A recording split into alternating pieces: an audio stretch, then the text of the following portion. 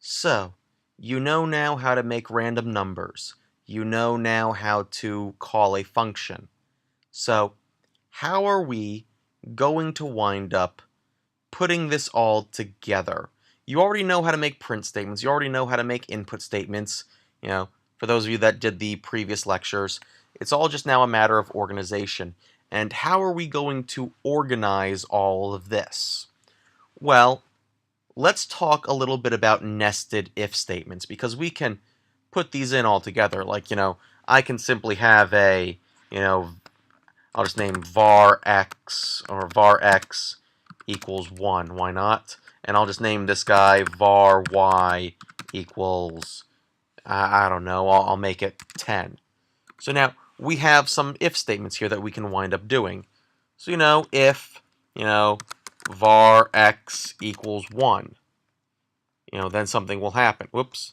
Remember the colon. There we go. Now it's indented. So now we have if var 1 equals x. I can, type in something like, print var x equals 1. I'll just print, var x is 1, or something like that. Then, of course, I can have, another statement inside of it. So if, and now I have, see how it's indenting already. So if var y equals 5, and we'll print out something like, and whoops, remember the quotation marks, because I apparently am not. var and var y was 5. And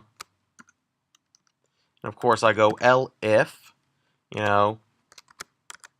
var y equals 10, and I can go and say print it was 10, just something, whatever. So now when I execute this, it'll do, it should tell me, whoops, why are we, oh, because you want a doubles equals, don't you?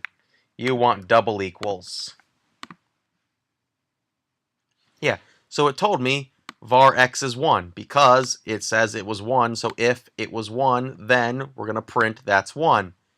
And then we have the if statement inside of it, which, it skipped equal to 5 because it wasn't 5, it was equal to 10. And var y was 10, so yes, it was also 10. Heck, we can even do it like this. We can do something like, we can just make var x, and we cannot make this all be var x.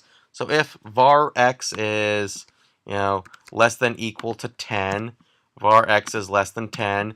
If it is also, less than equal to 5,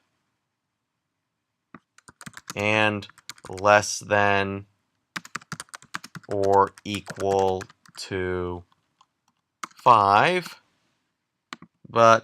or if it equals 10, it was equal to 10. So now when I execute this, so var x is 10 and less than equal to 5. Oh, whoops, is less than equal to. There we go, now that makes sense. But you could have an if statement inside an if statement, and you know what?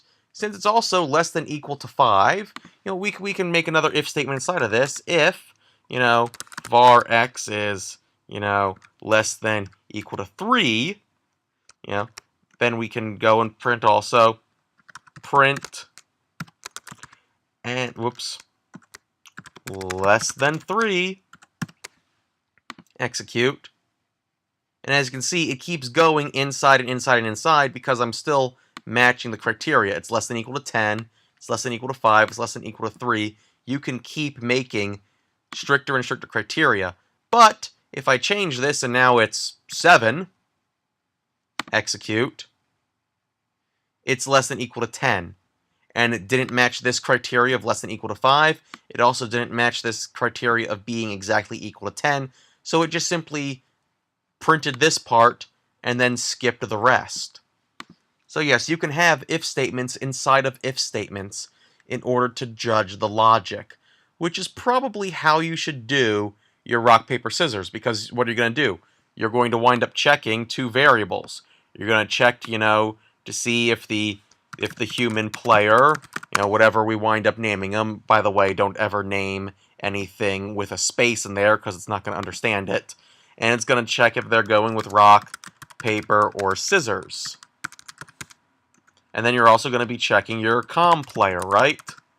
And you're also going to be checking if they're in rock, paper, or scissors. Which, I represented with a 1, 2, 3, and a 1, 2, 3. So, I'm just checking integers and then checking the computer's integers. So I checked the human player. What I wound up having was, if you looked at that flowchart, was I checked to see if the player equaled 1, and then I checked, okay, player equal 1 and this guy equaled 1 or 2 or 3, and we did it like that. We did nesting statements. So that should help you along with making your rock, paper, scissors game. I'm not going to show you physically, code for code, line for line, what you're doing, because, you're supposed to do your work, critical thinking here. I've already showed you all the tools you need to know in order to do this assignment and sort of pushed you in the right direction. So, go on and have fun.